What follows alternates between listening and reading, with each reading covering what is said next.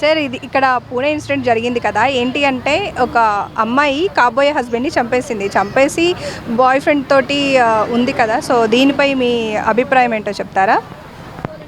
ఆలోచించకుండా తీసుకునే నిర్ణయాలు అంటే ఏమైనా ఉన్నాయి, ఏదన్నా పెద్ద తప్పుడు నిర్ణయం ఉంటుందంటే ఇది చెప్పాలండి. మనం ఆ అమ్మాయి కోసం అని చెప్పేసి మొత్తం ఒక హోటల్ని బుక్ చేసిండట, జస్ట్ బర్త్డే సెలబ్రేట్ చేయడానికి.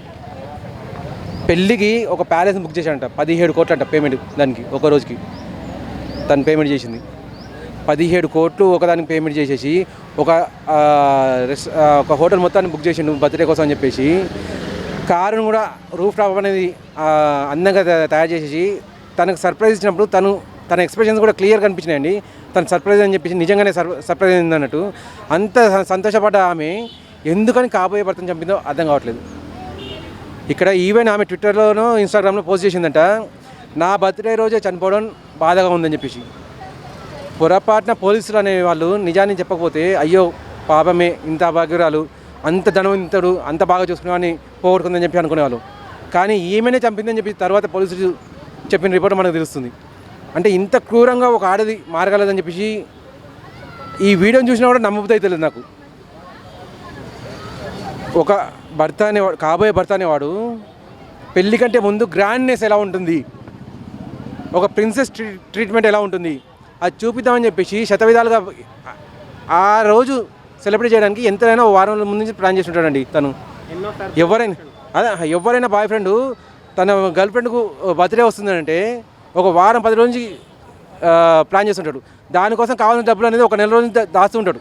అంటే నెల రోజులు ప్లానింగ్ అనేది తన దగ్గర ఉంటే సరే, ఇతనంటే ధనవంతుడు, తన దగ్గర డబ్బు గురించి అవసరం లేదు, కానీ ప్లానింగ్ ఎక్కడ చేయాలి, ఏం చేయాలి అని చెప్పి దాని గురించి అయితే ఒక 2 రోజులు అయితే ఆలోచించి ఉంటాడు కదా.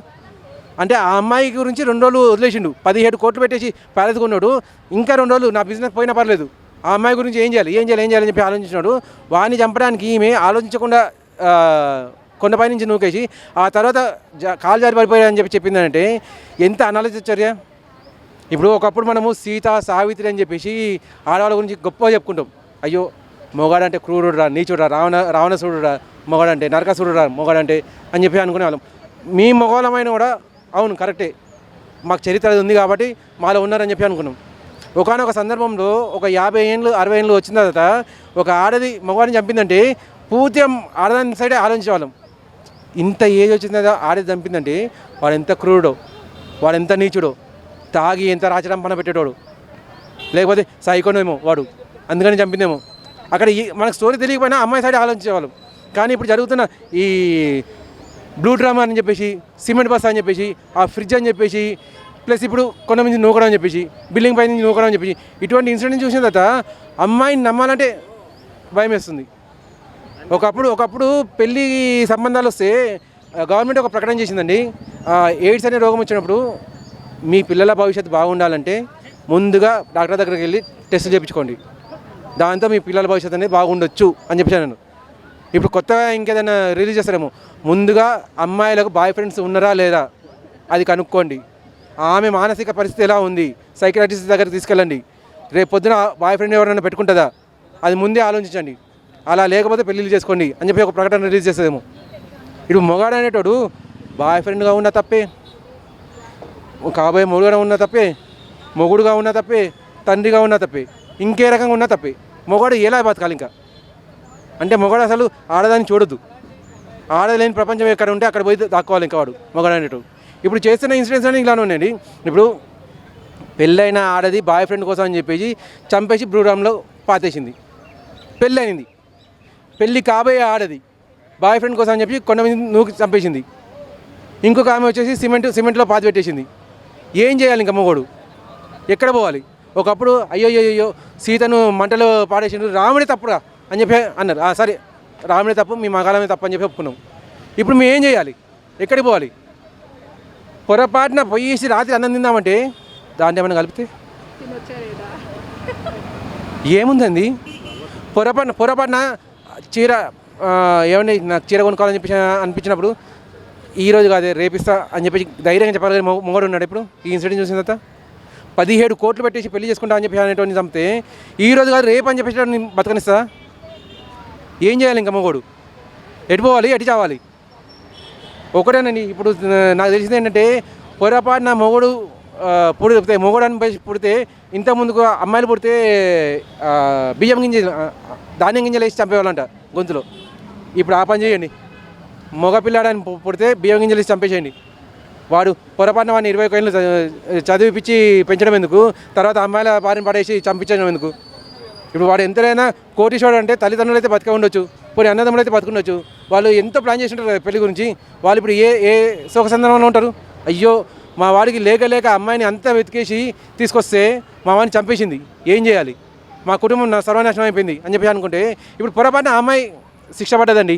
పోలీసు శిక్ష చేసి బయటకు వచ్చిందంటే ఒక 5 ఏళ్ళలో శిక్ష పడ్డది, 10 ఏళ్ళలో శిక్ష పడ్డది. 10 ఏళ్ళ తర్వాత ఇప్పుడు 20 ఏళ్ళు ఉన్నదంటే 30 ఏళ్ళ తర్వాత బయటకు వచ్చింది. 30 ఏళ్ళ తర్వాత వచ్చినప్పుడు ఎవరైనా అని ఒక క్వశ్చన్ వేస్తారు మళ్ళీ పెళ్లి చేసుకోవాలంటే, అమ్మ నీకు 30 ఏళ్ళు వచ్చింది ఎందుకు ఆయన 2 ఏళ్ళు అని చెప్పేసి. కొత్త ప్రదేశానికి పోయింది అనుకోండి, ఎక్కడైనా ఆమె ఏదో ఒక స్టోరీ చెప్పింది అనుకోండి, నమ్మేవాళ్ళు ఉంటారా? ఒకటే మాట అడుగుతారు, అమ్మ నీ చరిత్ర అనేది పొరపాటున ఇది ఇలా తెలిసింది అని చెప్పి అన్నప్పుడు రేపు పొద్దున పెళ్లి చేసుకునే వాళ్ళు ఎవరు ఉంటారు? తల్లిదండ్రులు పొరపాటున చెప్పినానుకో, మాకు నీకు సంబంధం లేదు తల్లి, నువ్వు ఎటన్నా వెళ్ళిపో, నిన్ను మా దగ్గర ఉంచుకోలేము. బ్రదర్ బలవంతం మీద పెళ్లి చేస్తామంటే ఆ మాట పొరపాటున ఆ అబ్బాయి చెప్పినా కానీ ఆ అబ్బాయి వెనక తగ్గేవాడు కదా. ఆ అబ్బాయి ఒకటే ఆలోచించాడు, సరే ఇంతవరకు వచ్చింది, నాకు 17 కోట్ల లాస్ అవుతాయి, పర్లేదమ్మా 10 కోట్లు పోతే పోయినాయి, నువ్వు నీ దాన్ని వెళ్ళు అని చెప్పేసి అనేవాడు కదా. పొరపాటున ఆ మాట చెప్పిన వాడు వదిలేసుకునేవాడు కదా. ఇప్పుడు నేను చెప్పదలుచుకుంది ఒకటేనండి, మేజర్ అయిన అమ్మాయిలు కానీ అబ్బాయిలు కానీ, అబ్బాయిలు మీ ప్రాణాలు రక్షించుకోవాలంటే ప్రేమ పెళ్ళి అనేది మానేయండి, పట్టించుకోకండి. ఆ కోర్టు ఏదో చట్టం ఇచ్చింది లివింగ్ రిలేషన్ అని చెప్పేసి, పొరపాటున అటువంటిది ఏదైనా ఉంటే ఉంచుకోండి, లేదంటే పెళ్ళిళ్ళు అనేవి చేసుకోకండి. ఈ ఇన్సిడెంట్ చూసిన తర్వాత వాడు కోటీశ్వరుడు, ఎంత కోటీశ్వరుడు అయ్యింటే 17 కోట్లు పెట్టేసి ప్యాలెస్ బుక్ చేస్తాడు. 17 కోట్లు మనం ఎప్పుడైనా జీవితంలో చూడగలుగుతామా? ఒక్క కోటి చూడండి ఎవడన్నా. లేదంటే ఒక రూల్ పెట్టుకోండి, 1 కోటి సంపాదించిన నేను పెళ్లి చేసుకుంటా అని చెప్పేసి. ఆమె చెప్పండి వచ్చిన దానికి, అమ్మా ఇక 1 కోటి రూపాయలు నీ దగ్గర పెట్టుకో, నన్ను చంపాలనుకున్నప్పుడు ఈ కోటి తీసుకొని పారిపో, వద్దు నా జీవితం మిగులుతుంది, అలా చెప్పుకోండి. ఇప్పుడు ఏం చేయడం లేదు మన దగ్గర, మగవాళ్ళు ఎటు పోవాలి ఎటు చావాలని చెప్పి అర్థమవుతలేదు. అంటే ఈ మధ్య కాలంలో కూడా ఇవి ఎక్కువైనాయి కదండి. అంటే ఆడవాళ్ళు మగవాళ్ళని చంపడం, మగవాళ్ళు ఆడవాళ్ళని చంపడం. ఇప్పుడు పెళ్ళం అమ్మ, ఇప్పుడు మగవాళ్ళు ఆడవాళ్ళని చంపడం అనేది ఒకప్పుడు జరిగింది. ఒకప్పుడు తాగుబోతులు అనేటోళ్ళు ఉండేటోళ్ళు అని చెప్పేసి పాటలు చెప్పుకోవాలి. ఇప్పుడు ఒకటే ఉంది, పోనీ అమ్మాయిలు తాగుబోతులు అయ్యి ఉండని చంపుతున్నారు అంటే అది కూడా దిక్కులేదు.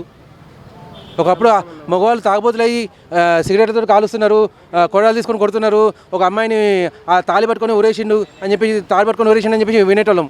వాడు అరే తాగుడు బానిస్తాడు, వాడు మధ్యలేక అలా చేసిండు అని చెప్పి అనుకునేది. ఇప్పుడు అమ్మాయిలు ఏం చేస్తున్నారు, మొత్తం స్పృహతోటి కావాలని చంపుతున్నారు. మంచి బంగారు భవిష్యత్తు, అంతకంటే వెరిదాన్ని ఎక్కడైనా చూస్తామా? ఎంతోమంది అమ్మాయిలు ఇప్పటికి కూడా హనుమాన్ గుడి చూడండి, రామాలయం గుడి చూడండి, అక్కడ పోయేసి మర్రి చెట్టు తిరుగుతుంటారు. మంచి మౌడు రావాలని చెప్పి 7 శుక్రవారాలు 11 శుక్రవారాలు అని చెప్పి చేస్తున్నారు. అటువంటి వాళ్ళు ఎక్కడ పోవాలి? ఇప్పుడు వాళ్ళని నమ్మేటోళ్ళు ఉన్నారు. ఇప్పుడు మొగాళ్ళు వాళ్ళు వచ్చేసి నేను మీ గురించే పూజలు చేసినండి, మీరైనా కావాలంటే ఆ మొగాడు ముందే డౌట్ వస్తుంది, అమ్మ నా గురించే పూజలు చేసిందట, నేనే కావాలని చెప్పి అనుకున్నాను అంటే ఖచ్చితంగా చంపుతుంది. అంటే పెళ్లి చేసుకున్న తర్వాత ఫ్రీడమ్ ఉండదు అని ఫీల్ అయిపోయిందేమో, అందుకే చంపేసింది. ఒక హోటల్ అనేది మొత్తాన్ని బుక్ చేసిండండి, నీ ఇష్టం అని చెప్పేసి. ఆ రిసెప్షన్ దగ్గరకు వచ్చేసి కేక్ కట్ చేసి కేకు క్యాండిల్స్ తోటి పెట్టిండు. అంత ఫ్రీడమ్ తనకి ఇచ్చినప్పుడు ఆ అమ్మాయికి ఫ్రీడమ్ ఉండదని చెప్పేసి ఎలా అనుకుందండి ఆ అమ్మాయి? బాయ్ ఫ్రెండ్ అనేటోడు వీడికంటే ధనవంతుడు అయి ఉంటాడా అనుకుందాం. 1% సరే వాడే ధనవంతుడు అనుకో, రేపు పొద్దున్న తనతోటే పెళ్లి చేసుకొని పోయినావు అనుకో, రేపు పొద్దున్న ఆ బాయ్ ఫ్రెండ్ అనేటోడు అనుకుని ఉంటాడా? వాడు నీకు పెళ్లి కాకముందుకే 17 కోట్లు ఖర్చు పెట్టాను, నేను నీ మీద 17 కోట్లు జీవితం మొత్తం కూడా ఖర్చు పెట్టానేమో, ఏదో ఒక కోపంతో నన్ను సంపాదన చెప్పి ఏం గ్యారంటీ? ఆ మాట పొరపాటున అంటే ఈ అమ్మాయి ఇంకోటి దగ్గర పోగలుగుతుందా? ఎక్కడ వేరే అని ఏమన్నా పెళ్లి చేసుకోగలుగుతా? పోనీ లివింగ్ రిలేషన్ అని చెప్పేసి ఉంది, అటువంటిది ఏం చేయగలుగుతా? ఇప్పుడు ఆమెది ఒకటేనండి జీవితం అనేది, ఆమె చనిపోవడం తప్ప ఇంకో జీవితం అనేది లేదు తనకు. క్లియర్. పోలీసులు పొరపాటున మరణ శిక్ష వేస్తే ఆమె అదృష్టం అది, అంతే.